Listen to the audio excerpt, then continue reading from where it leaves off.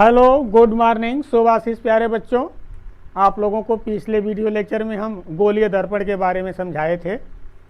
यदि आप लोग हमारा पिछला वीडियो न देखे हों तो इस वीडियो के डिस्क्रिप्शन में लिंक दे दिया गया है।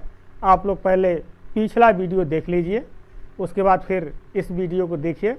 अब इस वीडियो में हम आप लोगों को गोलीय दर्पण के द्वारा प्रतिबिंब कैसे बनता है और उसकी क्या प्रकृति होती है, इसके बारे में अब हम आप लोगों को समझाएंगे। तो जैसा कि आप लोग जानते हैं कि दर्पण दो प्रकार का होता है, अवतल दर्पण और उत्तल दर्पण। तो सबसे पहले हम अवतल दर्पण कनकेव मिरर के द्वारा प्रतिबिंब की बनावट और प्रतिबिंब की प्रकृति पर चर्चा करेंगे। तो आप लोग अब बोर्ड पर आइए। तो ज्यों-ज्यों हम वस्तु की स्थिति को बदलेंगे वैसे ही प्रतिबिंब की स्थिति और प्रकृति में परिवर्तन होना शुरू हो जाएगा। तो वस्तु की स्थिति अगर हम पहले अनंत पर रखते हैं, वस्तु यदि आपका अनंत पर रहेगा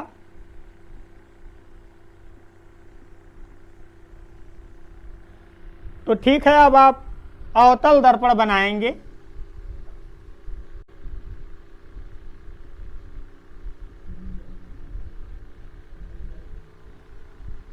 यहाँ पर ध्रुव होगा, यहाँ वक्रता केंद्र होगी और आधी दूरी जो होगा इसका फोकस होगा।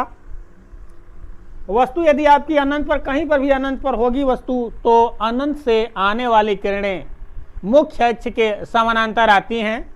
तो मुख्य अक्ष के समानांतर चलने वाली प्रकाश की किरणें दर्पण से टकराने के पश्चात ये फोकस से होती हुई गुजर जाती हैं।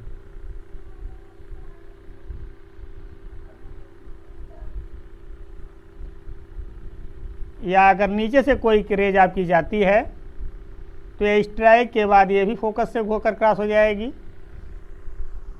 तो इस प्रकार से अगर मुख्य अक्ष के समानांतर प्रकाश की किरण दर्पण से टकराएगी तो वह फोकस से होकर जाएगी, अर्थात जो आपकी प्रतिबिंब बनने वाला है वह फोकस पर बनेगा। प्रतिबिंब की जो स्थिति होगी वह फोकस होगी।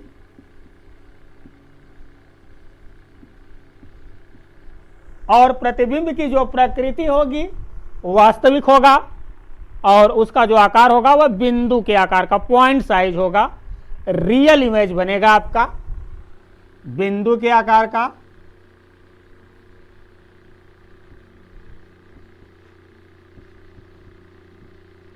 एवं वास्तविक बनेगा।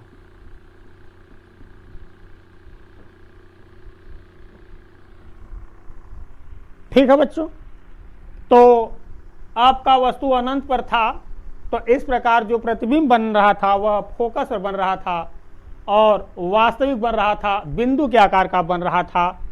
जो इमेज थी आपकी रियल था, पॉइंट साइज था। अब हम वस्तु की स्थिति को, उसके पोजीशन को थोड़ा चेंज करेंगे। अनंत पर न रख करके वक्रता केंद्र और अनंत के बीच में कहीं पर भी वस्तु को रखेंगे। तो अब आप लोग इसकी अगली स्थिति को देखेंगे।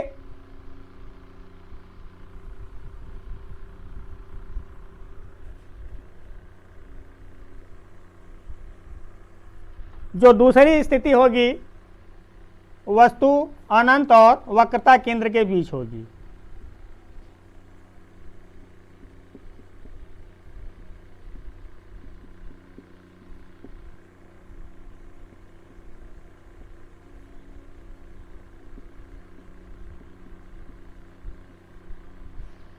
तो ठीक है, वस्तु को अब हम अनंत और वक्रता केंद्र के बीच में लाएंगे। अवतल दर्पण अब बना लेंगे।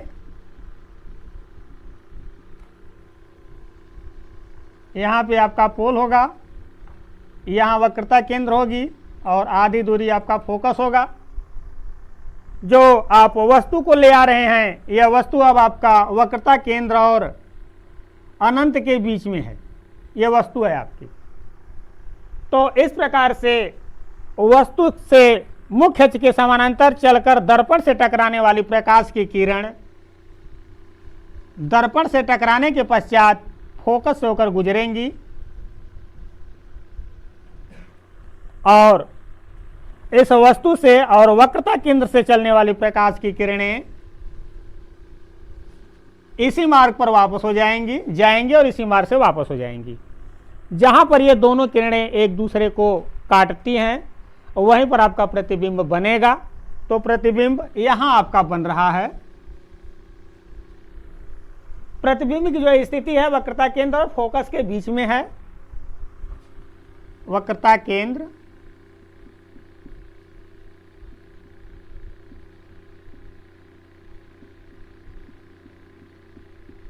और फोकस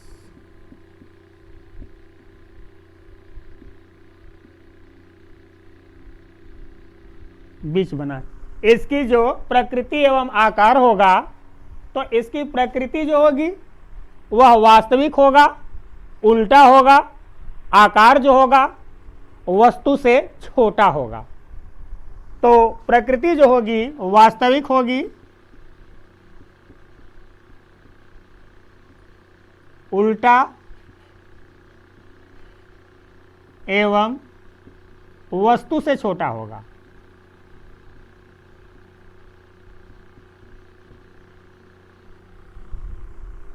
अर्थात इमेज की जो स्थिति होगी वक्रता केंद्र और फोकस के बीच होगा। यह रियल बनाएगा, इन्वर्टेड बनाएगा और वस्तु से छोटा स्मॉलर देन ऑब्जेक्ट होगा।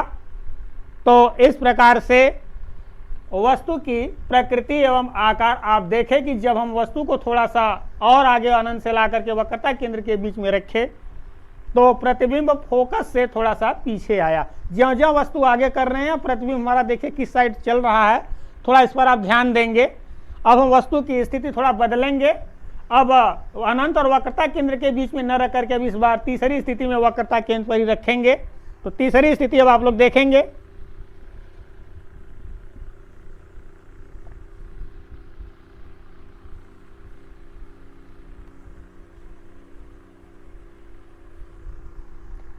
तीसरी स्थिति में बच्चों जो वस्तु की स्थिति होगी वह वक्रता केंद्र पर होगा।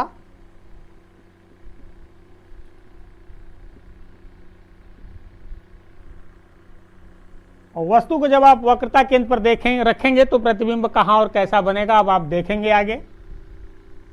अवतल दर्पण अब आप बना लेंगे। अवतल दर्पण अब आपको बनाने आ गया है, मैं समझता हूं अच्छे से। यहाँ पर आपका पोल होगा, ध्रुव होगा, यहाँ वक्रता केंद्र और आधी दूरी आपकी फोकस होगी। वस्तु को आप यहाँ पर रखेंगे, वक्रता केंद्र पर ही रखेंगे। तो वक्रता केंद्र से चलने वाली प्रकाश की किरणें जो मुख्य अक्ष के समानांतर दर्पण से जाकर टकराएंगी, वह टकराने के पश्चात फोकस से होकर के गुजरेंगी और फोकस से होकर चलने वाली किरणें जो होंगी दर्पण पर टकराने के बाद मुख्य अक्ष के समानांतर हो जाएंगी। ये मुख्य अक्ष के समानांतर निकल जाएंगी। तो जहां पर एक क्रॉस करती है वहां पर आपका प्रतिबिंब बनने वाला है। तो यदि वस्तु को आप वक्रता केंद्र पर रखेंगे तो प्रतिबिंब भी वक्रता केंद्र पर ही बनेगा, उल्टा बनेगा, वास्तविक बनेगा और वस्तु के आकार का ही बनेगा। तो प्रतिबिंब की जो स्थिति है वह वक्रता केंद्र पर ही है।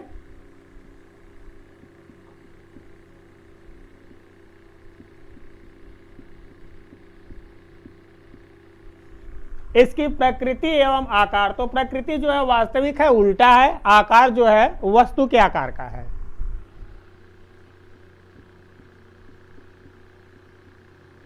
वास्तविक, उल्टा एवं वस्तु के आकार का है।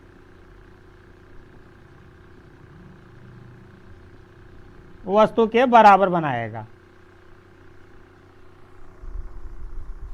तो अभी आप तीन स्थिति को देख रहे थे कि वस्तु को अब आप वक्रता केंद्र पर जब ला करके रखे थे तो प्रतिबिंब भी वक्रता केंद्र पर ही बन रहा था, वस्तु के ही आकार का बन रहा था, उल्टा बन रहा था।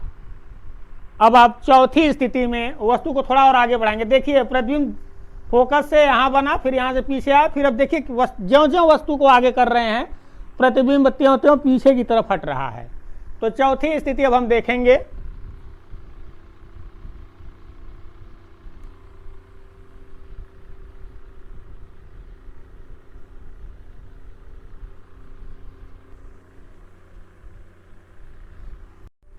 हाँ, तो बच्चों अब हम आपको चौथी स्थिति बताने चल रहे हैं कि चौथी स्थिति में वस्तु को आप वक्रता केंद्र और फोकस के मध्य ले आएंगे।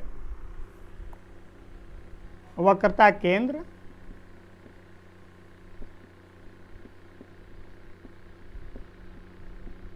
और फोकस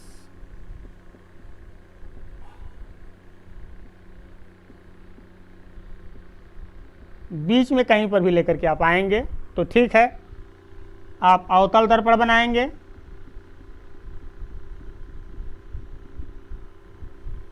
ये आपका यहाँ पर पोल होगा, यहाँ वक्रता केंद्र होगी और यहाँ आपका फोकस होगा।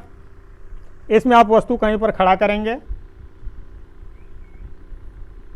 इसके बीच में कहीं पर भी आप रखेंगे तो वस्तु से चलने वाली प्रकाश की किरणें मुख्य अक्ष के समानांतर चलकर दर्पण से टकराने के पश्चात